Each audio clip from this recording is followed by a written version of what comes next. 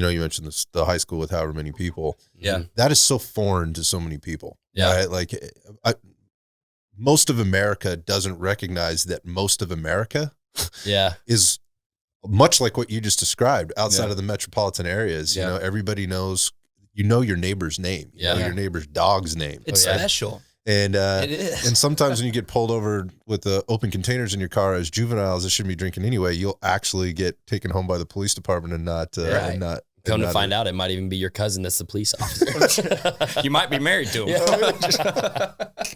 So, I mean, were there any ones that didn't end that well? Yeah. Cal's been arrested. I've always been a think-aheader. He's been the smart thinker. I live in the future, man. I think they call that anxiety. Cal, what kind of trouble did you get yourself into, brother? Let's hear it.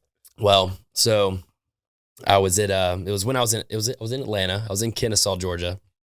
And then again, we won't mention any names or anything like that, but well, hopefully it was yeah, it'll come out.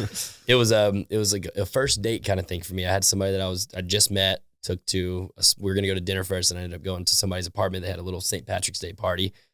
And I went there, and it was like shoulder to shoulder, doors wide open. We're all, you know, it's a party. It's a party, you know. Party. So we were going to stop by, say hey to old friends, and we ended up, you know, having a few, and then heard that cops were coming. So I was, okay. And we're not terrible people. This is past, you know, we didn't always get in trouble with the law.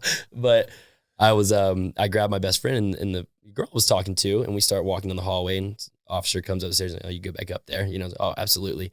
And so we turn around, and then we start running for the next stairwell, trying to go. Cause I was a golfer back in the day, and I didn't want to get in trouble with that. Stud, by the way. Golfer? Yeah, I used to golf for a hot minute. 75, 78. Yeah. Oh, no shit. Oh, yeah. No, really good. And so I was nervous about that because I was trying to get a scholarship with that. And I was like, I can't jeopardize that just from some silly night. So anyways, long story short, you know, the person I was with, me being, you know, thinking this macho, I'm like, yeah, you're going to be fine. Everything's going to be okay. I'm going to get you out of it, you know? And she was the first one handcuffed. And oh, boy. then and then we all went to jail. It was the drunk tank. I spent like a night in there. It was from like 11 o'clock at night to 2 p.m. You better be glad you called mom. Well, that's the next part. So what happens there is we all get one phone call. That's it. One phone call. They say yes or no. If they say no, you're in there until they're ready to give you another phone call. Mm-hmm.